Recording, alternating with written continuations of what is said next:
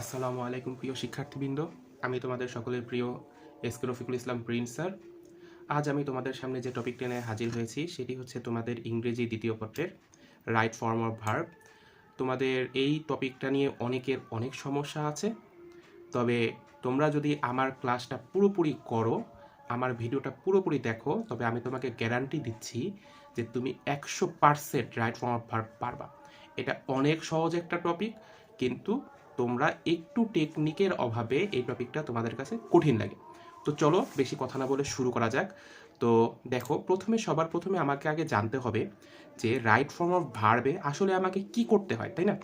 আচ্ছা, right form of ভার্বে আমাকে কি করতে হয় সেটা কথা যদি আসে, তাহলে দেখো, রাইট ফর্ম অফ ভার্বে আমাকে কতগুলো ভার্ব দেওয়া থাকে। যদি একটু প্রশ্নটা তোমাদের একটু দেখাই, তাহলে একটু প্রশ্নটা তোমরা আগে দেখে নাও। এই যে আমাদের একটা প্রশ্ন, হ্যাঁ, এই যে একটা প্রশ্ন, এই প্রশ্নে দেখো, লক্ষ্য করো, এই যে ব্র্যাকেটের মধ্যে আমাকে লেখা আছে কি লাইফ, এই যে শব্দটা আমাকে লেখা আছে, তারপর এখানে দেখো নট আন্ডারগো, গেট, এই সবগুলা কিন্তু এক একটা ভার্ব, এই সবগুলো কি এক একটা ভার্ব। এখন আমাকে এই ভার্বের সঠিক ফর্মটা এই শূন্যস্থানের এখানে বসাতে হবে। তাহলে আমাকে আগে জানতে হবে যে আমাদের রাইট ফর্ম ভার্বের কয়টা সঠিক ফর্ম আছে। তো দেখো, আমি তোমাকে ফর্মগুলো লিখে দিচ্ছি কি কি ফর্ম হয়। যেমন দেখো, আমাদের রুল 1 দেওয়া আছে, এটা হচ্ছে V1, অর্থাৎ রাইট ফর্ম অফ ভার্বের প্রেজেন্ট ফর্ম। অর্থাৎ আমাদের কি কি ফর্ম হয় আমরা তা আগে জানবো, তারপরে আমরা আস্তে আস্তে করব। যেমন আমাদের একটা ফর্ম হয় কি V1, আরেকটা ফর্ম হয় কি V2, আরেকটা ফর্ম আছে আমাদের V3, অন্য একটা ফর্ম আছে আমাদের জিরাট, অর্থাৎ ভার্বের সাথে কি যুক্ত হয়, ভার্বের সাথে আইএনজি যুক্ত হয়। ঠিক আছে, ভার্বের সাথে আইএনজি যুক্ত হয়, এটা একটা আমাদের ফর্ম। আমাদের আর কি করতে হয়, আমাদের বি ভার্ব দেওয়া থাকে, এরকম নানান রকম জিনিস আমাকে দেওয়া থাকে, আমাকে সেখানে বসাতে হয়। তো চলো এক একটা করে আমরা রুল দেখবো এবং এক একটা জিনিস আমরা বুঝবো যে কখন কোথায় কি করতে হবে। তাহলে দেখো, আমার রুল 1টা হচ্ছে আমার V1, অর্থাৎ আমরা কোন কোন জায়গায় ভার্বের V1 বসাবো। তো দেখো, প্রথমেই আমি লিখে দিয়েছি রুল 1-এর যে টু। তুমি যদি দেখো টু, অর্থাৎ টু একটা প্রিপোজিশন, এই প্রিপোজিশনের পরে তোমার সবসময় ভার্বের কি বসবে, V1, অর্থাৎ ব্র্যাকেটের মধ্যে যা থাকবে তুমি তাই দিবে। দেখো, দ্বিতীয় কি বলেছি আমি, মোডাল ভার্ব। মোডাল ভার্বগুলো কি কি দেখো, can, could, shall, should, will, would, may, might, must. এই যে আমাদের মডাল ভার্বগুলো আছে, এগুলোর পরেও আমাদের সবসময় ভার্বের V1 বসবে, অর্থাৎ যা আছে তাই, কোনো পরিবর্তন হবে না। এরপরে দেখো, আমি একটা শব্দ বানিয়েছি ডেঞ্জারাস। দেখো, ডেঞ্জারাস কি খুব ভয়ঙ্কর শব্দ না? একদমই ভয়ঙ্কর শব্দ না। দেখো, ডেঞ্জারাসের দিতে হচ্ছে কি ডেইলি, এতে অলওয়েজ, এনে নাও, জিতে জেনারেলি, ইতে এভরিডে, আরে রেগুলারলি, ওতে অকেশনালি, ইউতে ইউজুয়ালি, এসে স্টিলস, আর একটা এসে হচ্ছে আমাদের সামটাইমস। আচ্ছা, তাহলে দেখো, তাহলে আমি কি বলেছি, দেখো, ডেঞ্জারাস একটা শব্দ আছে, এই ডেঞ্জারাস শব্দের প্রত্যেকটা আমার এক একটা করে কি আছে, ওয়ার্ড আছে। তাহলে বলো তো, দিতে কি, দিতে হচ্ছে ডেইলি, এতে হচ্ছে অলওয়েজ, এরে হচ্ছে নাও, ইতে হচ্ছে জিতে হচ্ছে জেনারেলি, ইতে হচ্ছে এভরিডে, আরে হচ্ছে রেগুলারলি, ওতে হচ্ছে অকেশনালি, ইউতে হচ্ছে ইউজুয়ালি, আর এসে হচ্ছে কি সামটাইমস স্টিল। অর্থাৎ এই শব্দগুলোর অর্থ দেখো কি, এই সবগুলো শব্দের অর্থ হয় দিন দিন, প্রতিদিন, মাঝে মাঝে, এখন। এই শব্দগুলো থাকলে অবশ্যই আমার যে সে সেন্টেন্সটি হবে প্রেজেন্ট ইনডিফিনিট টেন্স। কোন টেন্সে হবে, প্রেজেন্ট ইনডিফিনিট টেন্স। আচ্ছা, প্রেজেন্ট ইনডিফিনিট টেন্স যদি হয়, তাহলে কি আমি ভার্বের V1 দিব? হ্যাঁ, প্রেজেন্ট ইনডিফিনিট টেন্স হলে আমি অবশ্যই ভার্বের V1 দিব, কিন্তু একটা কথা আছে। কথাটা কি দেখো, কথাটা আমি নিচেই লিখেছি। দেখো, যদি আমি দেখি যে আমার সাবজেক্ট, সে সাবজেক্টটা হচ্ছে থার্ড পারসন সিঙ্গুলার, কার কথা বললাম, থার্ড পারসন সিঙ্গুলার, তবে আমার ভার্বের সাথে এস অথবা ইএস যুক্ত হবে। কি বললাম, কি হবে, এস বা ইএস যুক্ত হবে। যখনই আমি দেখবো সাবজেক্টটা হচ্ছে থার্ড পারসন সিঙ্গুলার। আচ্ছা, তাহলে একটু বলি তো, থার্ড পারসন সিঙ্গুলার কারা, মনে রাখবা আই এবং ইউ, এই দুইটা বাদে পৃথিবীর যত ধরনের সিঙ্গেল শব্দ হয় বাদে যত সিঙ্গেল আছে, হ্যাঁ, যত সিঙ্গেল,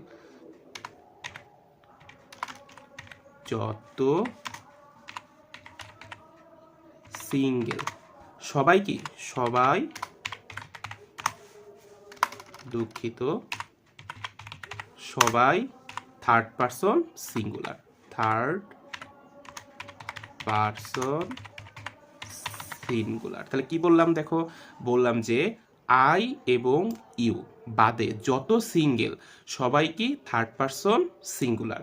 উদাহরণস্বরূপ যদি বলি তাহলে দেখো উদাহরণস্বরূপ কে কে আছে, যেমন ধরো লক্ষ্য করো হি মানে কি সে একজন, তাহলে সেও কি থার্ড পারসন সিঙ্গুলার। সি মানে কি একজন, থার্ড পারসন সিঙ্গুলার। ইট মানেও কি ইহা, একটা জিনিসই বোঝায়, থার্ড পারসন সিঙ্গুলার।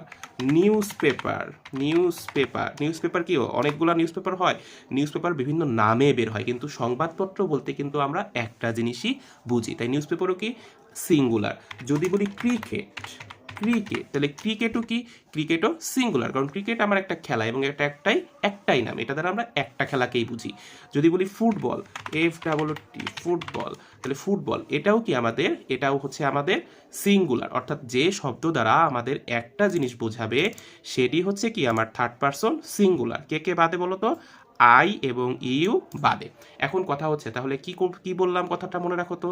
তাহলে পিছনে একটু দেখে আসি কি বললাম, যে আমার ডেঞ্জারাস যে শব্দগুলি এসেছে, যেমন কি daily, always, now, generally, everyday, regularly, occasionally, usually, sometimes, still, এই শব্দগুলো থাকলে আমার প্রেজেন্ট ইনডিফিনিট টেন্স হবে, এবং প্রেজেন্ট ইনডিফিনিট টেন্স হলে যদি আমার সাবজেক্টটা থার্ড পারসন সিঙ্গুলার হয় তবে ভার্বের সাথে এস অথবা ইএস যুক্ত হবে। একটু ভুল আছে এখানে, হবে কথাটা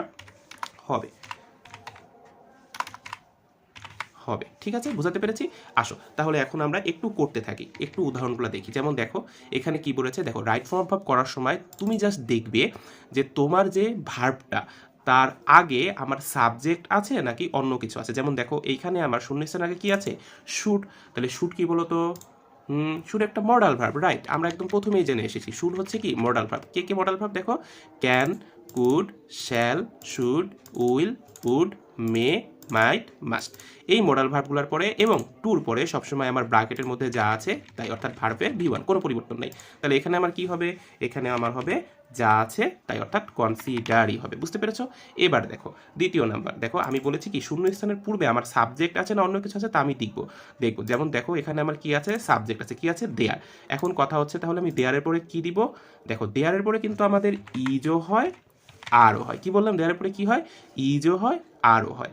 এখন আমি কিভাবে বুঝবো আমার এখানে ইজ হবে না আর হবে, দেখো আমি কিন্তু ইউজ অফ ফ্রেজেও জিনিসটা পড়িয়েছি, যারা ইউজ অফ ফ্রেজ দেখেছো সেখানে কিন্তু তারা জানো যে দেয়ারের পরে কখন ইজ হবে আর কখন আর হবে। কি জানো না? হ্যাঁ জানো। সেটা কি, দেয়ারের পরে আমাদের ইজ হয় যদি আমার এরপরে কি থাকে, একটা আর্টিকেল থাকে। কি থাকে, একটা আর্টিকেল থাকে। তাহলে দেয়ারের পরে আমার ইজ হবে যদি তারপর একটা কি থাকে, আর্টিকেল থাকে। আচ্ছা, অথবা কি এরপর একটা সিঙ্গেল থাকে। দেখো কিন্তু এখানে আমার কি আছে লক্ষ্য করো, এখানে আমাকে বলেছে মেনি পারসনস। কি বলেছে বাচ্চারা, মেনি পারসনস। তাহলে মেনি পারসন থেকে কি একটা মানুষকে বোঝায় না অনেক মানুষকে বোঝায়? অবশ্যই অনেক মানুষকে বোঝায়। তাহলে এই সাবজেক্টটা কি হয়ে যাবে, প্লুরাল হয়ে যাবে। তাহলে এখানে আমি আর ইজ দিতে পারবো না, এখানে দিতে হবে কি আর। আচ্ছা, তাহলে বি ভার্ব থাকলে আমরা কি দিব, am, is, are, was, were. এখন কথা হচ্ছে আমি যে আর দিলাম, আমি তো ওয়াজ বা অয়ার কেন দিলাম না, এ কথাটা আসে না। দেখো যখনই তুমি দেখবে একটা লাইন আছে কিন্তু ওই লাইনের মধ্যে অতীত নির্দেশক কিছুই নেই, কি বললাম, অতীত নির্দেশক কিছুই নেই, তাহলে তুমি ধরে নিবে যে এই লাইনটি বর্তমানকালের। কখনকার ধরে নিবে, বর্তমানকালের। আচ্ছা, এরপরেরটা একটু লক্ষ্য করি, 3 নাম্বার দেখো ফর্ম। তাহলে আমার প্রথম কাজ হচ্ছে আমি আগে খুঁজবো। দেখো আগে কে আছে, টুর পরে সবসময় যা আছে তাই, অর্থাৎ কোনো পরিবর্তন হবে না।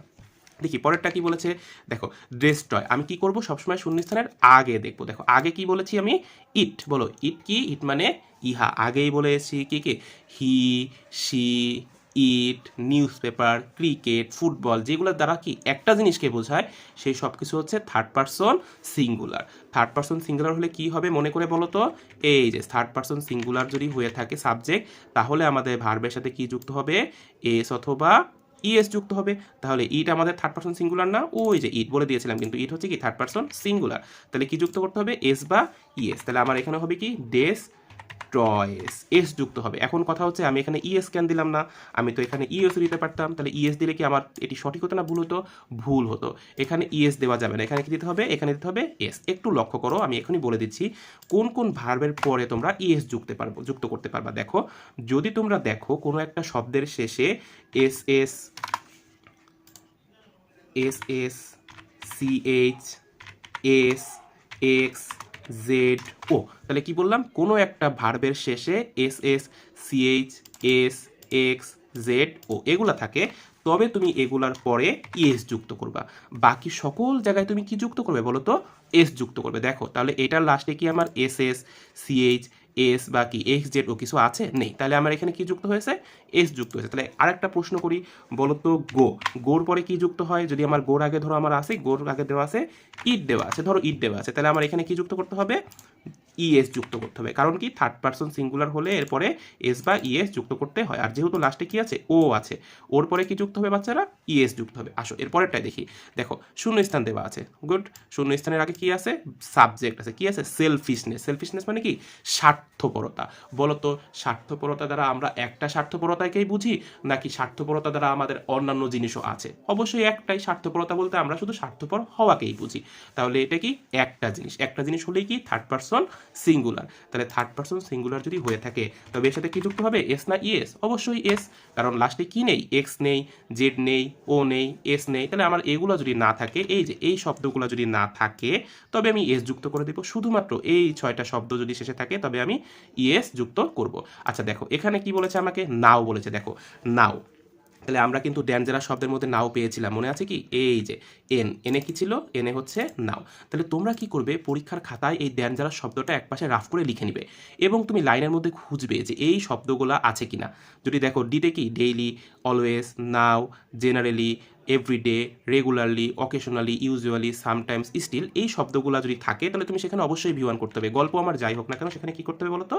ভি ওয়ান করতে হবে। গুড। আচ্ছা দেখো এখন আমাকে যেহেতু নাও বলছে, তাহলে কি করতে হবে? অবশ্যই প্রেজেন্ট ফর্মে করতে হবে। এখন দেখো আয়ের পরে বি ভার্ব, আয়ের পরে কোন বি ভার্ব বসে? অবশ্যই অ্যাম বসে। এরপরেরটা দেখো, এরপরেরটায় কি বলেছে? স্টিল। দেখো এসে কি ছিল? এসে ছিল সামটাইমস, আর এসে ছিল স্টিল। তাহলে এটাও কি হবে? এটাও হবে আমাদের প্রেজেন্ট ইনডিফিনিট টেন্স। তাহলে আয়ের পরে সবসময় কি বসে বলো তো? আয়ের পরে বসে এম। তাহলে আমরা আশা করি ভি ওয়ান সম্পর্কে একটু ভালো ধারণা পেয়েছি। চলো এবার ভি টু সম্পর্কে পড়ি। তাহলে দেখো ভি টু কখন হবে? আচ্ছা একটা জিনিস মিস হয়ে গেছে, সেটা হচ্ছে কি? দেখো সেটি হচ্ছে, তুমি যদি দেখো একটা গল্পটা বর্তমানের, গল্পটা কিসের? বর্তমানের। প্রশ্নে একটা বর্তমানের গল্প দিয়েছে, ধরো আমাকে নিউজ পেপার সম্পর্কে বলেছে, স্টুডেন্ট লাইফ সম্পর্কে বলেছে, ক্রিকেট সম্পর্কে বলেছে, তাহলে এগুলো কি? বর্তমানের গল্প। আর অতীতের গল্পগুলো কি দিয়ে শুরু হয় সাধারণত? ওই যে once upon a time, there was a thirsty crow বা বাইজিদ বোস্তামি। আমরা অতীতের গল্পগুলো কিন্তু জানি, বিভিন্ন স্টোরি রাইটিং আমরা এগুলো পড়েছি। তাহলে সেগুলো হচ্ছে অতীতের গল্প। এখন কথা হচ্ছে গল্পটা যদি বর্তমানের হয়, এবং সেখানে তুমি যদি কিচ্ছু না বুঝো, অর্থাৎ কোনো রুলস যাচ্ছে না, তবে তুমি কি করবে? তবে তুমি একই কাজ করবে, তুমি খালি দেখবে সাবজেক্টটা থার্ড পারসন কিনা। থার্ড পারসন সিঙ্গুলার হলে কি যুক্ত করতে হবে বলো তো? এস অথবা ইএস। আর যদি থার্ড পারসন সিঙ্গুলার না হয়ে থাকে, তাহলে যা আছে তাই, কোনো পরিবর্তন হবে না। আশা করি বুঝতে পেরেছ। এরপরেরটায় চলে যাই, আমাদের ভি টু। কখন কখন আমাদের ভার্বের পাস্ট ফর্ম হবে? কি ফর্ম হবে বলো তো? পাস্ট ফর্ম হবে। দেখো যদি আমার থাকে last night, last day, last week, last month, last year, অর্থাৎ কি? অর্থাৎ আমার লাস্ট দিয়ে যদি কোনো শব্দ থাকে, লাস্ট দিয়ে, মানে মনে রাখার জন্য এমনি মনে রাখতে পারো কি? লাস্ট মানে কি? লাশ হয়ে গেছে ভাই, মরে গেছে, মানে অতীতকাল। ঠিক আছে? অর্থাৎ অতীতকালে যা ঘটবে তা অবশ্যই কি দিতে হবে? V two. তারপর দেখো ওয়ান্স, অর্থাৎ একদা, ওয়ান্স আপন এ টাইম, একদা এক সময়, বিফোর মানেও পূর্বে, এগো মানে আগে, ইয়েস্টারডে মানে গতকাল, দ্য আদার ডে মানে অন্য একটা অতীতের দিন, ইন 2007 অতীতের একটা সাল। এই শব্দগুলো যদি আমার একটা সেন্টেন্সে থাকে, তবে সেইখানে আমাদের ভার্বের ভি টু দিতে হয়। কি দিতে হয়? ভার্বের ভি টু দিতে হয়। তাহলে কি কি দেখো? Last day, last night, last week, last month, last year, অর্থাৎ লাস্ট দিয়ে যে শব্দগুলো দিয়ে কি হয়? লাশ হয়ে গেছে, নাকি অতীতে চলে গেছে। তারপরে once upon a time, before, ago, yesterday, the other day, অথবা অতীতের যে কোনো সাল। যদি বলে আমাকে ইন 2024, বলো 2024 এখন চলে না, অতীত হয়ে গেছে। 2024 অবশ্যই অতীত হয়ে গেছে। তাহলে এটি থাকলে আমি কি বুঝবো? এই লাইনে আমার ভার্ব দিতে হবে ভি টু। গুড।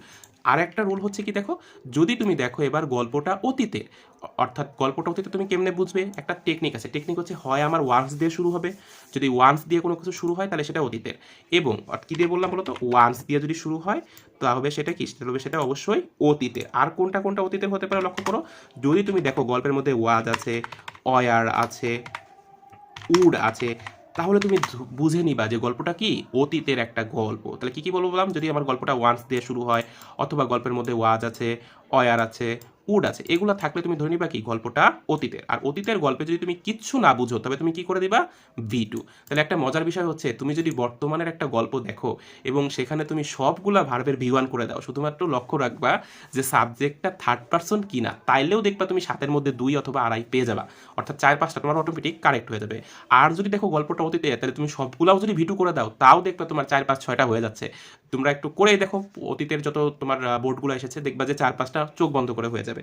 আচ্ছা আসো V2 জিনিসটা দেখি। দেখো এখানে কি হয়েছে, ওয়ান্স দিয়ে শুরু হয়েছে, তাহলে ওয়ান্স থাকলে কি হবে V2 হবে। তাহলে V2 করার নিয়ম কি, আমাদের বেশিরভাগ ক্ষেত্রে ডি অথবা ইডি যুক্ত করলেই আমাদের কি হয়ে যায় V2 হয়ে যায়, ঠিক আছে।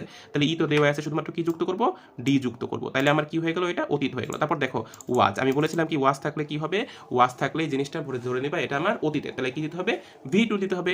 এখন দেখো আয়ের পরে এখন কি আর এম ইজ আর দিতে পারবে না, এখন কি দিতে হবে ওয়াজ দিতে হবে। কি দিতে হবে বলো তো, ওয়াজ, আই ওয়াজ। তাহলে কি হয়েছে, when I was a child, যখন আমি বাচ্চা ছিলাম, I was afraid of the dark, আমি কি করতাম, আমি অন্ধকারকে ভয় পেতাম। তাহলে এই চলে গেল আমাদের রুল 2। এবারে আসো আমাদের রুল নাম্বার 3, অর্থাৎ কোন কোন জায়গায় আমাদের ভার্বের V3 হবে। দেখো হ্যাভ, হ্যাজ, হ্যাড, এরপরে অবশ্যই কি হবে, ভার্বের V3 হবে। কি বললাম দেখো তো, হ্যাভ, হ্যাজ, হ্যাড, এরপরে সবসময় ভার্বের V3। আচ্ছা আর কোন জায়গায় দেখো, এম ইজ আর ওয়াজ আর, তুমি যদি দেখো রাইট ফর্ম অফ ভার্বে কি আছে, শূন্য স্থানের আগেই am is are was were এই কটা আছে, তাহলে তুমি সেখানে V3 করে দিবা। কি করে দিবা, V3 করে দিবা। কারণটা কি, বেশিরভাগ ক্ষেত্রে আমাদের সেন্টেন্সটা প্যাসিভ ভয়েসে হয়। কি হয় বলো তো, প্যাসিভ ভয়েসে হয়।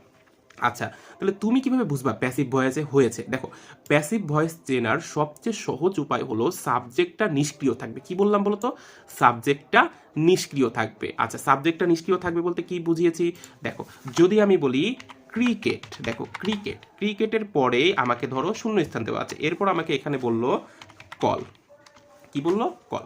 এখন দেখো তুমি দেখবা শূন্যস্থানের আগের যে সাবজেক্ট, সেই সাবজেক্টটা কি কোনো মানুষ নাকি কোনো বস্তু বা অন্য কোনো কিছু। দেখো ক্রিকেটটা অবশ্যই একটা মানুষ না, তাহলে তুমি এখন চিন্তা করবা যে এই যে ক্রিকেটটা কি কল করার ক্ষমতা রাখে কি রাখে না, অবশ্যই রাখে না ভাই, ওর তো কল করার কোনো ক্ষমতা নাই, কারণ ও তো কোনো মানুষ না। তাহলে যখনই দেখবা সাবজেক্ট ভার্বটাকে করতে পারে না, তখনই সেটা কি ভয়েস হবে বলো তো, প্যাসিভ ভয়েস হবে। তাহলে প্যাসিভ ভয়েস করতে হলে দেখো আমি রুলটা দিয়ে দিয়েছি, প্যাসিভ ভয়েস হলে তোমাকে সাবজেক্টের পরে অবশ্যই am is are was were এগুলোর যে কোনো একটা আনতেই হবে, এবং এরপরে ভার্বের কি দিতে হবে V3। তাহলে এখানে আমার কি করতে হবে বলো তো, দেখো যদি গল্পটা বর্তমানের হয় তাহলে আমি দিব এম ইজ আর, আয়ের পরে এম, যে কোনো সিঙ্গুলারের পরে ইজ, যে কোনো প্লুরালের পরে আর। আর গল্পটা যদি অতীতের হয় তাহলে কি হবে ওয়াজ অথবা অয়ার, যদি একজন হয় তাহলে ওয়াজ, যদি বহুজন হয় তাহলে অয়ার। আচ্ছা তাহলে দেখো ক্রিকেট যদি বলি, ধরো আমার একটা বর্তমানের গল্প ক্রিকেট, তাহলে এটা তো একটা জিনিস, তাহলে এখানে কি দিতে হবে ইজ দিতে হবে, বোঝা গেছে। এরপরে দেখো এখন আমার কলকে কি করতে হবে V3 বানাইতে হবে, CALL, এর সাথে আমি ইডি যুক্ত করলে এটা কি হয়ে গেল V3 হয়ে গেল। আশা করি বুঝতে পেরেছো। তাহলে বলো তো জিনিসটা কি বলেছি যে প্রথমে আমি দেখব শূন্য স্থান, এই যে শূন্য স্থান, সেই শূন্য স্থানের আগের যে শব্দটি অর্থাৎ সাবজেক্টটি সেটি কি মানুষ নাকি মানুষ না। যদি মানুষ না হয়ে থাকে তবে আমি চিন্তা করব যে এই সাবজেক্টটা এই ভার্বকে করার ক্ষমতা রাখে কি রাখে না, যেমন ক্রিকেট কল করার ক্ষমতা রাখে না, তাই এটা প্যাসিভ ভয়েস। আর প্যাসিভ ভয়েসে আমাকে সাবজেক্টের পর এম ইজ আর ওয়াজ আর আনতেই হয় এবং এরপরে দিতে হয় V3। আচ্ছা দেখো লিখে দিয়েছি, দেখো এম ইজ আর হবে গল্পটা বর্তমানের হলে, আর ওয়াজ আর হবে গল্পটা অতীতের হলে। আসো কিছু উদাহরণ দেখি, যেমন দেখো এক্সপেক্ট, দেখো এক্সপেক্টের আগে কি আছে দিস কি কোনো মানুষ না, তাহলে ডিসের কি এক্সপেক্ট করার কোনো ক্ষমতা আছে, নাই। যদি না থাকে তাহলে আমার কি দিতে হবে ইজ এক্সপেক্টেড। দেখো এই লাইনের মধ্যে আমি ইজ এক্সপেক্টেড কেন দিলাম, আমি ওয়াজ এক্সপেক্টেড কেন দিলাম না, কারণ হচ্ছে এই লাইনের মধ্যে আমার অতীত নির্দেশক কোনো কিছুই নাই। অতীত নির্দেশক কোনো কিছু না থাকলে সেটা কি লাইন ভাই, বর্তমানের লাইন। এরপরে দেখো 2 নম্বরে ইট অ্যারেঞ্জ বিটুইন 2 টিমস, তাই না, দেখো কোনো অতীতের কিছু আছে নেই, তাহলে এটা কি হবে, এটি বর্তমানের। এখন আমি চিন্তা করব শূন্য স্থানের আগে কি মানুষ আছে না অন্য কিছু, দেখো ইট কি মানুষ না। এখন আমি চিন্তা করব ইট কি অ্যারেঞ্জ করার ক্ষমতা রাখে, না ভাই ইটের তো অ্যারেঞ্জ করার কোনো ক্ষমতা নাই, তাহলে আমার এখানে অবশ্যই অক্সিলারি ভার্ব আনতে হবে। তাহলে ইজ তারপরে দিতে হবে V3, অর্থাৎ ARRANGED অ্যারেঞ্জড, অর্থাৎ ক্রিকেট কি হয় দেখো it is arrange between 2 teams, এটা দুইটা দলের মধ্যে কি করা হয়, অনুষ্ঠিত হয়, অ্যারেঞ্জ করা হয়। তারপরে দেখো মেইনটেনের আগে কি আছে দেখো রুলস অ্যান্ড অর্ডার্স। আচ্ছা রুলস অ্যান্ড অর্ডার্স কি কোনো মানুষ না, এটা হচ্ছে নিয়ম কানুন। একটু লক্ষ্য করো এখন আমাদের সাবজেক্টটা সিঙ্গুলার না প্লুরাল তা কিন্তু লক্ষ্য করতে হবে। দেখো রুলস মানে কি নিয়মগুলা। আবার দেখো মাঝখানে কি আছে, অ্যান্ড আছে। তাহলে দেখো রুলস নিজেও একটা প্লুরাল, আবার অ্যান্ড দিয়ে সাবজেক্টটাকে কি করেছে, প্লুরাল বানিয়েছে। এখন প্লুরালের পরে যদি আমাকে কি করতে হয়, অক্সিলারি ভার্ব আনতে হয়, তাহলে অক্সিলারি ভার্ব কি আমার এখানে আর ইজ হওয়া সম্ভব না। সাবজেক্ট যদি প্লুরাল হয় তাহলে আমাকে আনতে হবে আর অথবা অয়ার। এখন আমি তোমাদেরকে আগেই বলেছি যে কোনো কিছু যদি না থাকে, অর্থাৎ অতীত নির্দেশক কিছু না থাকে, তবে সেই গল্পটা কিসের, গল্পটা বর্তমানের। গুড। আচ্ছা এবার দেখো আমি দেখবো মেইনটেন রুলস অ্যান্ড অর্ডার্সের কি মেইনটেন করার কোনো ক্ষমতা আছে? না, ওরা তো মানুষ না, তাহলে ওরা মেইনটেন কেমনে করবে? তাহলে এখানে আমার দিতে হবে আর মেইনটেইনড, আর মেইন।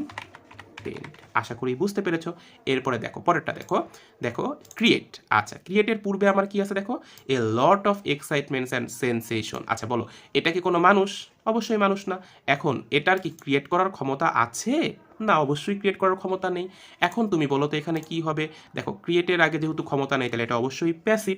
প্যাসিভ করতে হলে কি করতে হয়, আমাকে অক্সিলারি ভার্ব আনতে হয়।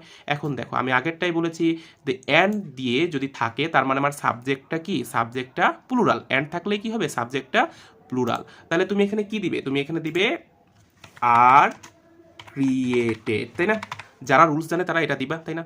এখন তুমি যখন খাতা দেখতে পারবা তখন দেখবা স্যার তোমাকে দিয়েছে একটা ক্রস, অর্থাৎ তোমার উত্তরটি কি হয়েছে, ভুল হয়েছে। কেন ভুল হয়েছে? আর্ট ক্রিয়েটেড দিলে কি ভুল হয়েছে লক্ষ্য করো। সবসময় মনে রাখবা আমার প্রিপোজিশনের আগে যা থাকে, হ্যাঁ প্রিপোজিশনের আগে যা থাকবে তাই হবে কি, তাই হবে হলো আমার মূল সাবজেক্ট। কি বললাম, প্রিপোজিশনের আগে যা থাকবে তাই হচ্ছে আমার মূল সাবজেক্ট। এখন দেখো এ লট বলতে অনেকগুলাই বুঝিয়েছে, অনেকগুলা বুঝালে আর ক্রিয়েটেডই হবে। তবে আমি তোমাদের এখান থেকে জিনিসটা বুঝিয়ে দিলাম যে তোমরা কখনোই এখানে অ্যান্ড দেখে মনে করবে না এটা প্লুরাল। তুমি আগে দেখবা কোথায় বলো তো, এই প্রিপোজিশনের আগে, অফ একটা প্রিপোজিশন এর আগে দেখবা যে এটা কি সিঙ্গুলার নাকি প্লুরাল। এখন এ লট বলতে অনেক, তাহলে এটা অবশ্যই প্লুরাল। এরপরে দেখো নো, দেখো কে নো করবে, কুয়াকাটা। কুয়াকাটা কি কোনো মানুষ? অবশ্যই না। তাহলে কি ওর নো করার ক্ষমতা আছে? অবশ্যই নো করার কোনো ক্ষমতা নাই। তাহলে এটাও কিসে করতে হবে, অবশ্যই প্যাসিভে করতে হবে। তাহলে প্যাসিভে করতে হলে কুয়াকাটা কি অনেকগুলা জায়গার নাম কুয়াকাটা? না, একটা জায়গায় কুয়াকাটা। তাহলে হবে ইজ, এরপরে আমার কি করতে হবে, V3 করতে হবে। এখন কথা হচ্ছে আমরা তো জানি V3 করতে কি করতে হয়, ডি অথবা ইডি যুক্ত করতে হয়। তাহলে কি তুমি কি করে দিবা, এর সাথে ইডি যুক্ত করে দিবা, কাটা খাবা, একদম ভরপুর কাটা খাবা? না, তা করা যাবে না। দেখো নো, নিউ, নান। কি বললাম, যারা দুর্বল একদম বাচ্চা তাদের জন্য পড়াচ্ছি, তারা একটু দেখো। নো, নোর V2 হচ্ছে নিউ, আর V3 হচ্ছে নান। ঠিক আছে, নো, নিউ, নন। তাহলে এখানে কি বসবে, এখানে বসবে নন। নন, ঠিক আছে, আশা করি বুঝতে পেরেছো। এই চলে গেল আমাদের 3 নাম্বার রুলস। খুব বেশি রুলস নেই, মাত্র 5টাই রুলস আছে আমার। এরপরে দেখো রুল নাম্বার 4। রুল নাম্বার 4 আমি কি বলেছি, হ্যাভ অথবা হ্যাজ প্লাস V3, অর্থাৎ কিছু কিছু শব্দে আমাকে সাবজেক্টের পরে হ্যাভ অথবা হ্যাজ আনতে হয়, এবং হ্যাভ হ্যাজের পরে সবসময় কি দিতে হয়, ভার্বের V3 দিতে হয়। তাহলে দেখো শব্দগুলো কি কি, এখান থেকে একটু মুখস্থ করে নাও। Just, just now, already, yet, never, lately, recently. এই শব্দগুলো যদি একটা সেন্টেন্সে থাকে তবে সেই সেন্টেন্সে আমার সাবজেক্টের পরে হ্যাভ অথবা হ্যাজ দিতে হয়, এবং এরপরে অবশ্যই ভার্বের V3। আশা করি বুঝতে পেরেছো। তাহলে দেখো যেমন উদাহরণস্বরূপ যদি বলি, এখন একটা কথা আছে, কোন সাবজেক্টের পরে তুমি হ্যাভ দিবা, কোন সাবজেক্টের পরে তুমি হ্যাজ দিবা। এখানে লক্ষ্য করো আমি কথাটা বলে দিয়েছি, কি বলেছি একটু দেখো।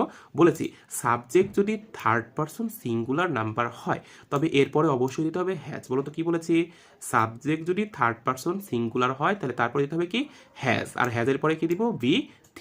বাকি সকল সাবজেক্টের পরে তুমি দিবে V2, সরি দুঃখিত, তার সবগুলোর পরে তুমি দিবে কি, তুমি দিবে হ্যাভ। যেমন লক্ষ্য করো, হি, ছোট হয়ে গিয়েছে, দুঃখিত।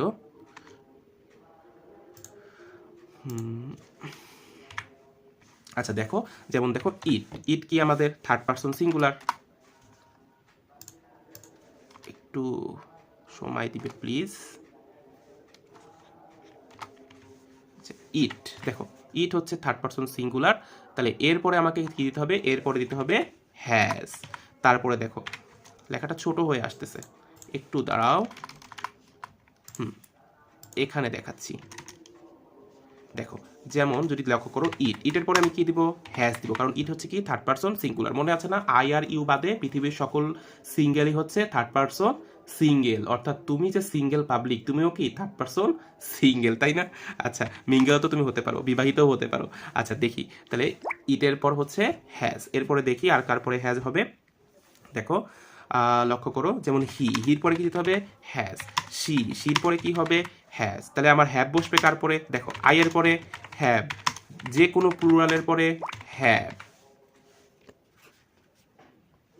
ঠিক আছে, বুঝতে পেরেছি? আচ্ছা আসো তাহলে দেখো আমাদের এই যে কিছু উদাহরণে চলে গেছি। দেখো এখানে আমাকে কি বলেছে, শুধুমাত্র আমাকে এইখানে আমাকে বলে দিয়েছে কি হ্যাভ। তাহলে দেখো হির পরে তুমি হ্যাভ দিতে পারবে না, যে কোনো থার্ড পারসন সিঙ্গুলার তারপরে তোমাকে দিতে হবে হ্যাজ, মনে থাকবে? তাহলে এখানে আমার কি বসবে? এখানে আমার হবে হি হ্যাজ। তারপরে দেখো লক্ষ্য করো এখানে কি বলেছে, I stop watching horror movies already. এখন আমরা কি জানি? আমরা জেনেছি যে just now, already, yet, never, lately, recently, এই শব্দগুলা যদি কোনো একটা সেন্টেন্সে থাকে তবে সেই সেন্টেন্সে আমাকে কি করতে হবে বলো তো? সেই সেন্টেন্সে আমাকে হ্যাভ অথবা হ্যাজ আনতে হবেই হবে। তাহলে এখানে আমাকে যেহেতু অলরেডি শব্দটা এসেছে, তাহলে আমার আয়ের পরে হ্যাভ অথবা হ্যাজ আনতে হবে। এখন তুমি বলো তো আয়ের পরে হ্যাভ আসবে না হ্যাজ আসবে?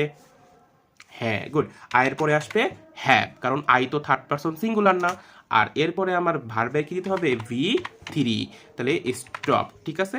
বা V3 গুলো একটু লক্ষ্য করবা, যেমন এটা শুধু ইডি যুক্ত করলেই হবে না, এখানে কিন্তু ডাবল পি দিতে হবে। এরপরে দেখো দা বিচ মনে রাখবা, দা দিয়ে আমাদের যে কোনো একটা কিছুকে নির্দিষ্ট করে দেওয়া হয়। সাধারণত আমাদের এগুলো সবসময় সিঙ্গেলই হয়, ঠিক আছে? তাহলে সাবজেক্টটা এখানে কি? Third person singular. এখানে বলেছে কি যে আমাদের বিচ অর্থাৎ সমুদ্র পাড়ের যে বালুময় যে বিচ থাকে সেটার কথা বলছে। তাহলে বিচের পরে কি দিতে হবে?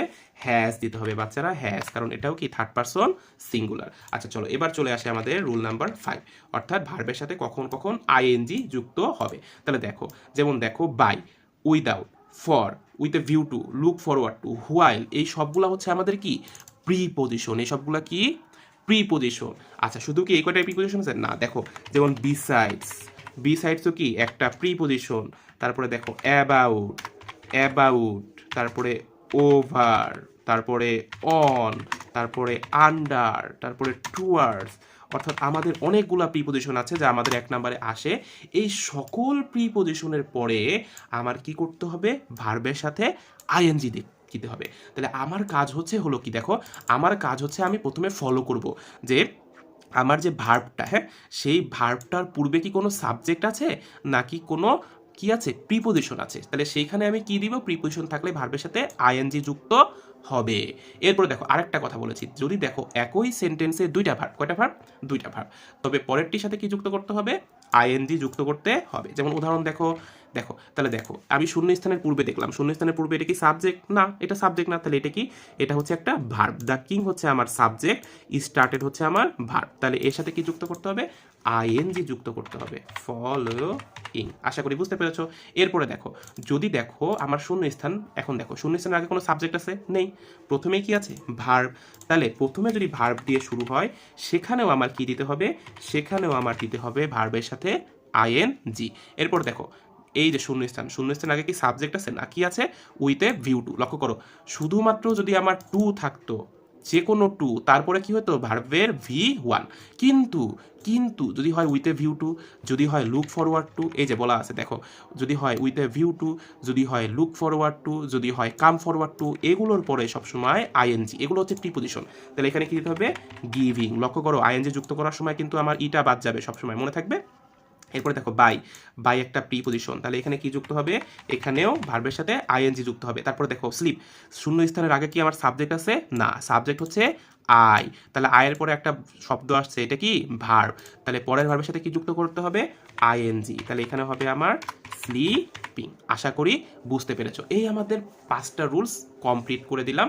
আশা করি তোমরা সকলেই খুব উপকৃত হয়েছো এবং বুঝতে পেরেছো। আগামী ভিডিওতেই আমরা দেখব কিভাবে আমরা এই রুলগুলা ফলো করে, যেই রুলগুলো আমরা পড়লাম, এই রুলগুলা, এই 5টা রুল ফলো করে আমরা যে কোনো শূন্য স্থান অর্থাৎ রাইট ফর্ম অফ ভার্বে পুরো পাক্কা 7-এ 7 মার্ক নিতে পারবো। সকলেই ভালো থাকবে। আল্লাহ হাফেজ।